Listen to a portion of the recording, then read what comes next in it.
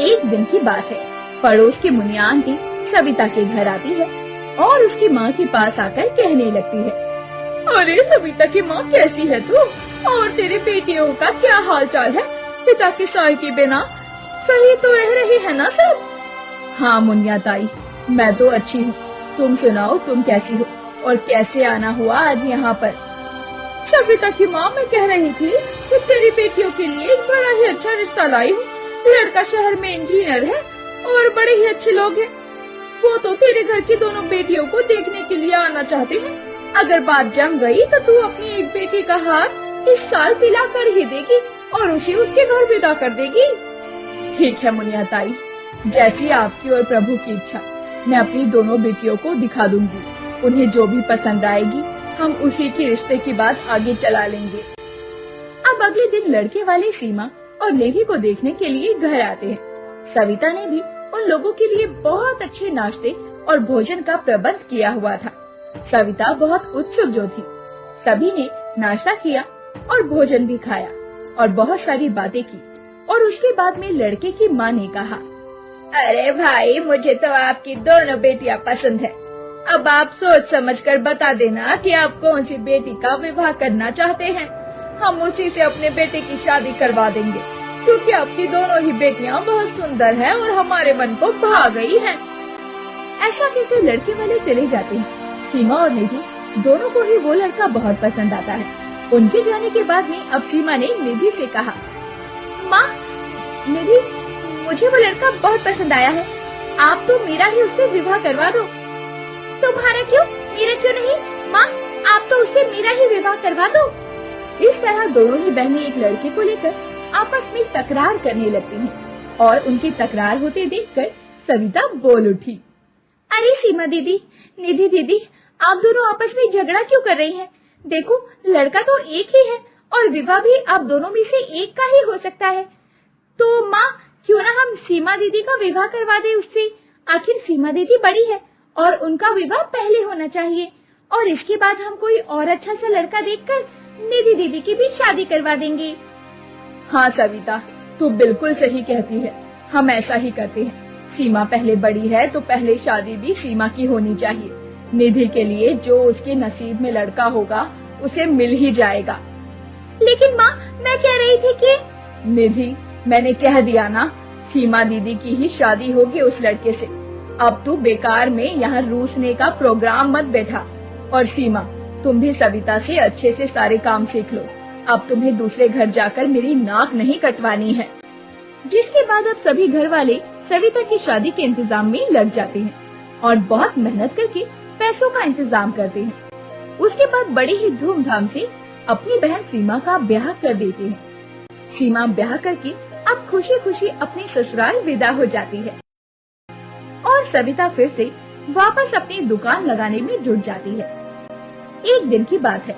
निधि अपने कमरे में बैठी हुई थी और वो सीमा की शादी से बहुत जल रही थी और उसे सारा गुस्सा सविता पर आ रहा था, क्योंकि सविता के कहने पर ही उनकी माँ ने ये फैसला किया था।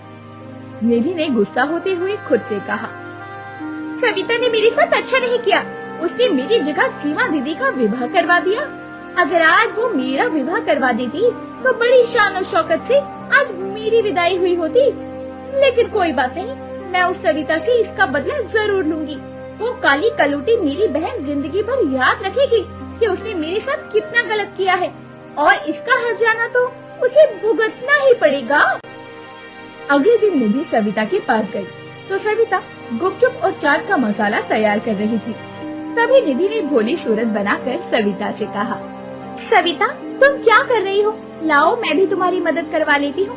ऐसा करो, ये मसाला तो मैं बना देती हूँ, तुम कोई और तैयारी कर लो। सारा दिन तुम अकेले इस ठेले पर खड़ी रहती हो, हमें भी तुम्हारी थोड़ी मदद करवा लेने दिया करो।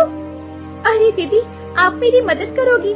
मुझे तो बहुत खुशी हो रही है। ठीक है, आप ये मसाला तैयार करो, तब तक मैं बाकी के काम अच्छे से देख लेती हूँ, ताकि जब ग्राहकों की भीड़ लगे तो उन्हें किसी भी तरह की कोई परेशानी ना हो और सारे ग्राहक हमारी गुपचुप और चाट आराम से खा पाए। और ऐसा कहकर सविता चली जाती है और निधि चुपचाप से सविता के बनाए हुए मसाले में जमाल गोटा मिला देती है। अब सविता ठेला लेकर चली जाती है और गुपचुप और चाट बेचने लगती है। बहुत इंटेलिजेंट है, क्योंकि उससे कभी भी कोई भी सवाल पूछो फट से जवाब दे देती थी। अरे भाई, उसके जवाब से तो गूगल भी पीछे रह जाता था। और इसलिए कम से कम सुमित्रा जी के घर में तो किसी को भी गूगल की जरूरत ही नहीं पड़ती थी। जब भी घर में कोई बात चलती, कोई कुछ भी कहता, तो अमृता फट से कह देती, ये तो मेरे साथ भी हुआ था, मुझे इसके बारे में सब मालूम है। एक दिन सुमित्रा जी अमित और अपनी बहू अमृता के साथ अमित के बुआ जी, फूफा जी यानी कि मुकेश और उर्मिला जी के यहाँ पर मिलने के लिए गए। अरे बहुत अच्छा किया अमित बेटा, इतने दिनों के बाद आए हो तुम। हाँ सुमित्रा भाभी, कभी तो आ जाया करिए अपने बच्चों को लेकर।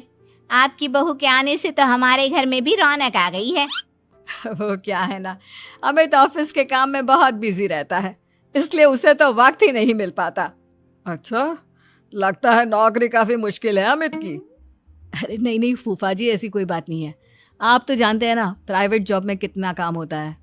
अरे कोई समझे ना समझे, मुझे तो पता है प्राइवेट नौकरी में इतना काम करना पड़ता है कि इंसान की आफत आ जाती है। लेकिन बेटा, तुमने तो कभी जॉब की ही नहीं, तुम्हें कैसे पता? अरे जॉब नहीं की तो क्या हुआ मम्मी जी, सब जानती हूँ मैं। सबसे पहले ऑफिस में जाओ, वहां पर अपनी एंट्री डालो, उसके बाद दिन भर सिस्टम पर बैठकर काम करो। चारों तरफ कैमरे लगे होते हैं, आप अपनी नजर इधर की उधर नहीं कर सकते। उसके बाद दिन भर बॉस की चिक चिक सुनो, वो अलग से। यही सब होता है, मुझे ना सब पता है। अरे बहू रानी तो काफी इंटेलिजेंट है, हर बात की खबर है इसको। थोड़ी देर बाद, अब देखिए सुमित्रा भाभी, इतने दिनों के बाद आई हैं आप, खाना खाकर ही जाना, ऐसे तो मैं आपको जाने नहीं दूंगी। वैसे बुआ जी, खाने में क्या बनाया है? वो क्या है ना बेटा, आज तुम्हारी बुआ जी की तबीयत थोड़ी ठीक नहीं थी, इसलिए हमने सोचा कि जब तुम लोग यहाँ आ जाओगे तो बाहर से खाना मंगवा लेंगे और साथ में बैठकर खाएंगे। लेकिन बस प्रॉब्लम इतनी सी है कि मुझे बाहर से खाना ऑर्डर करना नहीं आता। सोचा जब अमित आएगा तो उसी को बोल दूंगी। अरे मुझे आता है ना, मैं कर देती हूँ ऑर्डर। बताइए क्या क्या मंगाना है आपको? इटालियन, कॉन्टिनेंटल, इंडियन, पंजाबी, सब पता है मुझे। क्या बात है बहू, क्या घर में भी खाना रोज बाहर से ऑर्डर करती हो? अरे नहीं नहीं नहीं बुआ जी, ऐसी कोई बात नहीं है, बस मुझे ना सब पता है। कोई बात नहीं अमृता, मैं अपने फोन से ऑर्डर कर देता हूँ। अरे क्या बात है, आजकल ऑनलाइन डिलीवरी पर कोई ऑफर नहीं चल रहा है, वरना काफी पैसे बच जाते। कैसी बात करते हैं अमित, मैं कह रही हूँ ना मुझे सब पता है। मुझे एक बहुत अच्छा ऑनलाइन डिलीवरी वाला मालूम है, जहाँ पर 50% ऑफ मिल जाएगा। और आज तो वैसे भी फ्राइडे है ना, फ्राइडे को तो उस पर 50-70% ऑफर मिलता ही मिलता है। अरे क्या बात है, इसके बारे में तो मुझे पता ही नहीं था। अरे बेटा, जिस चीज के बारे में किसी को पता नहीं होता, हमारी बहू को पता होता है। एक काम कर, तू उसी को ऑर्डर करने दे। क्या बात है अमृता बेटा, तुम तो बहुत इंटेलिजेंट हो, सब कुछ जानती हो।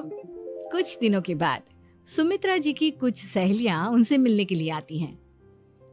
अरे सुमित्रा बहन कैसी हो, बहू कैसी है तुम्हारी? अरे पूछिए मत, बहुत इंटेलिजेंट है मेरी बहू, सब कुछ जानती है। क्या बात है, बहू के आने के बाद तो औरतें दुखी हो जाती है, लेकिन तुम तो बहुत खुश लग रही हो। वो क्या है ना, मेरी बहू है ही इतनी अच्छी। अरे तो बुलाओ ना, हमारे साथ बैठेगी, बातें करेंगी तो हमें भी अच्छा लगेगा। सुमित्रा जी अमृता को बाहर बुलाती हैं और उसके बाद सब लोग बातें करने लगते हैं। क्या बताऊं, कुछ दिनों से घुटनों में इतना दर्द हो रहा है कि चला भी नहीं जाता। अब बुढ़ापे में तो ये सब चलता ही रहता है, क्या कर सकते हैं। आंटी जी, आप योगा करिए, योगा और साथ में ना काले तिल खाया करिए, आपके घुटनों का दर्द भाग जाएगा। लेकिन तुमको ये सब कैसे पता बेटा? अरे मेरे भी घुटनों में दर्द होने लगा था, मैंने योगा किया और काले तिल के साथ गुड़ मिलाकर उनके लड्डू बनाकर खाए, एकदम ठीक हो गए हैं मेरे पैर। अमृता, ये तुम क्या कह रही हो, इतनी कम उम्र में तुम्हारे